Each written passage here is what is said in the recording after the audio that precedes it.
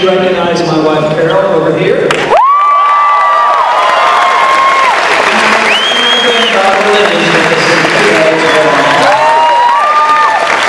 a real delight to be here today, and it sounds like there's a lot of enthusiasm. Are we going to have a good day tomorrow? That's good.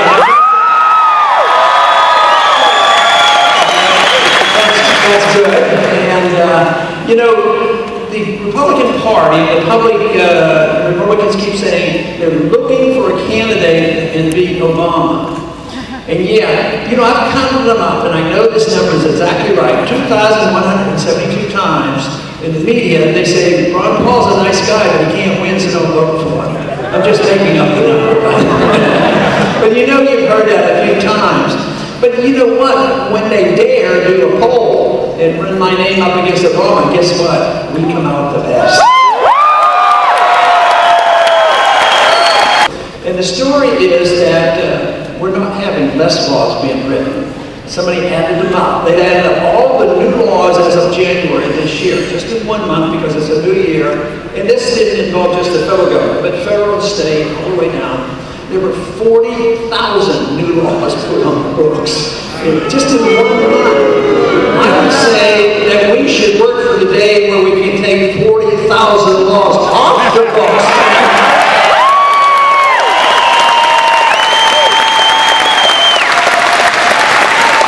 We have way too many laws. There's control of all citizens, cradle to grave. They can come into our houses, and Fourth Amendment means nothing. And we just can't keep doing this because it stifles us, it discourages us, it undermines the prosperity, it undermines the marketplace, and therefore we're in this mess today. But you know the issue, everybody has an interest in it. Money, the currency is 1/2 of every transaction we have, whether you get paid or buy something or sell something, it's half of the transaction. That's important. But this is not a Republican issue or a conservative issue. It should be everybody's issue, and it is. Right now, because we've called attention to the importance of the monetary system, 80% of the American people agree at least what we ought to have is a full audit of the Fed and find out what they've been doing. Yeah.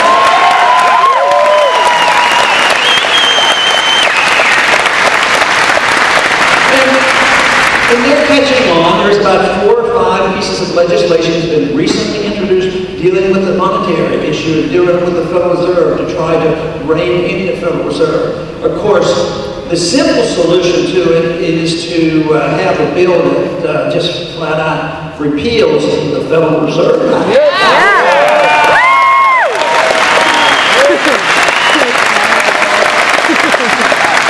You know, this week I went back to Washington on Wednesday. I don't know if you noticed, but Bernanke was before the banking committee.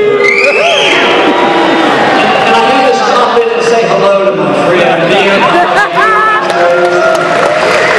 But I asked him a few questions. I pointed out to him, you know, about the price of gasoline and silver. He makes fun of paper, of course. And he says, anybody who's concerned about inflation are the kind of people who take their money and store it in their mattress. But of course, putting it in a CD doesn't help you very much either. You might have trouble getting out of the bank. At least if you have a mattress, you get your money back.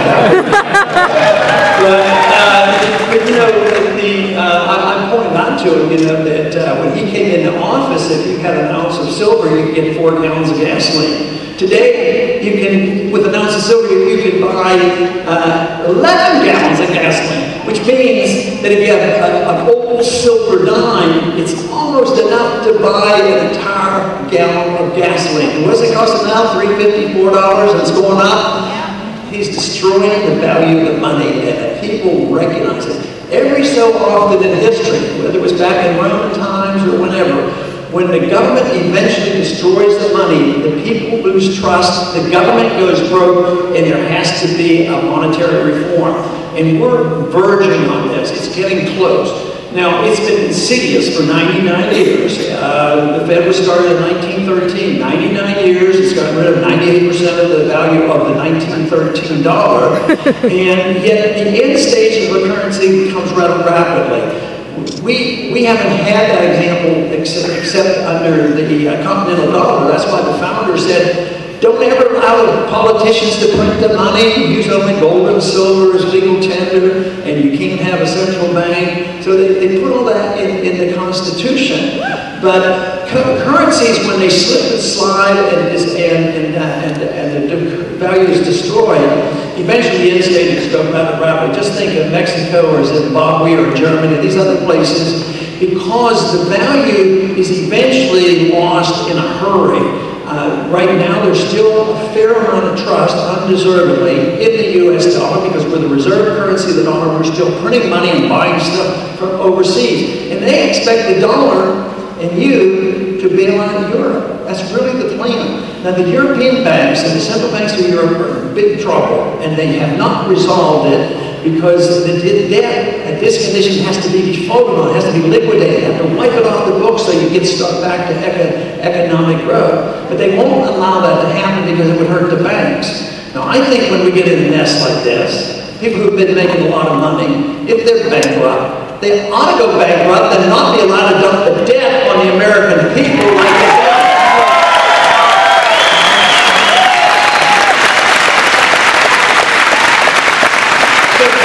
The definite difference in this country, one, economics. With the bursting of the financial bubble, the people of this country and around the world have come to realize this is serious and it's not going to go away. And they have these numbers and they're predicting to say, well, the stock market is doing fine. But the other thing that has happened is the American people have gotten sick and tired of these wars, and the wars ought to be ended and we ought to bring our troops home.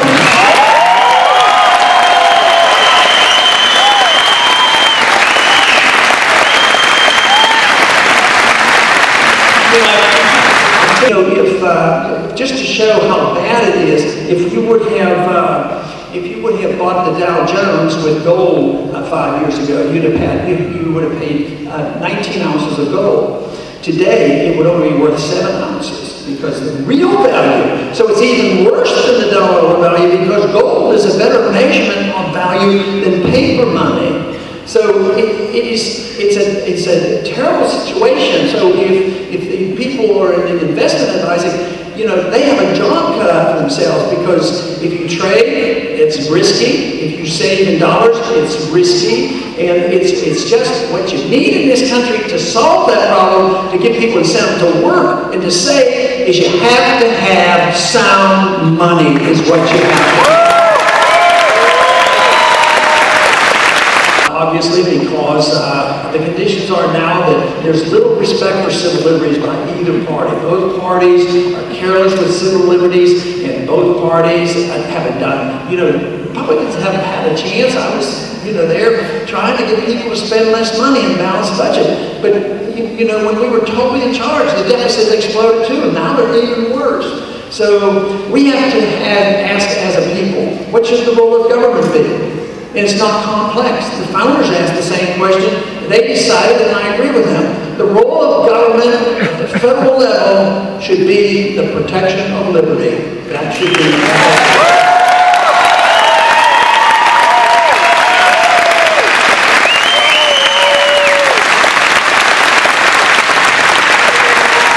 as for going to the past, they want to go to tyranny.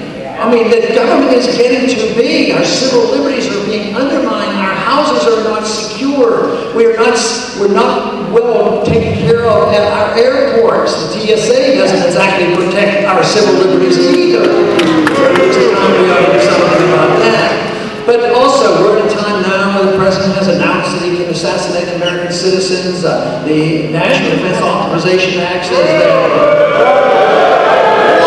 And it says that the president can use the military to arrest us, arrest a citizen.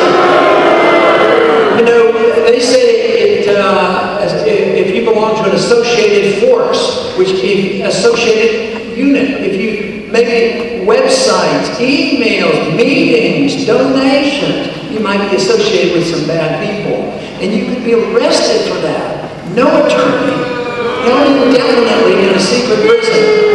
If we're going to see our republic return, we won't have a Patriot Act, and we won't have the power of the federal government or the president to arrest American citizens by the military.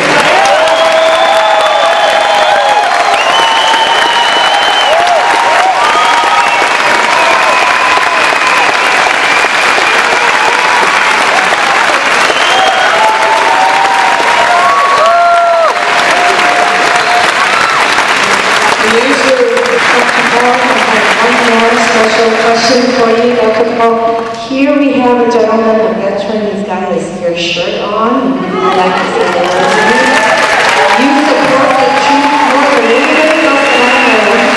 We want to bring him home, so he has a question for you.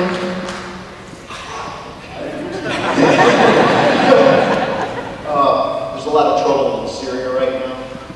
As president, what would you do? Okay, he asked about Syria. There's a lot of trouble over there. That's probably an understatement. And what would I do? I'd stay out of it.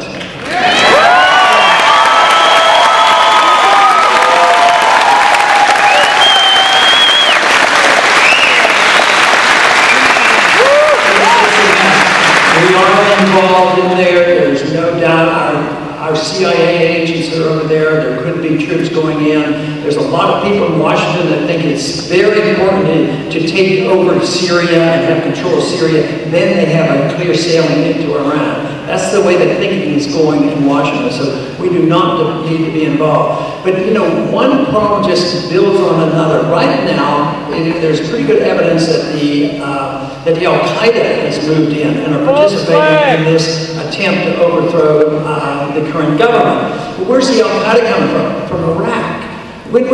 How long did we get rid of the Al-Qaeda? No, they were never there. They only went into Iraq after we got there. What we're doing, because I think our policy will fail, just as it failed for us to buy friendship from the Egyptians. You know, $40 billion, and look, the people finally got annoyed and there's an overthrow of the government. Al-Qaeda's in Egypt. Now Israel is more vulnerable, not less vulnerable. It hasn't helped Israel, it hasn't helped us. We used all this money. So this thing keeps backfiring on us. And we're driving these countries further east. Iraq is much closer now because it's Shiite run and it's more aligned with Iran. Pakistan today, we have a schizophrenic policy with Pakistan. We send them billions of dollars at the same time we're bombing the country. And now they're being driven and we tell them what to do and they're getting annoyed. We wonder why they're getting annoyed. And we're going to run out of money so we won't be able to keep buying them all. But they're getting closer to the Iranians as well. And the Iranians sort of like the Chinese. And the Chinese have the money. The Chinese, while we're doing all this stuff, getting involved in countries like Syria, the Chinese are quietly buying up oil fields and natural resources. I think our policies have not been good, and this is why I think that we cannot survive all this without coming to our senses and saying it's time for a new foreign policy. It should be a foreign policy that the founders gave us.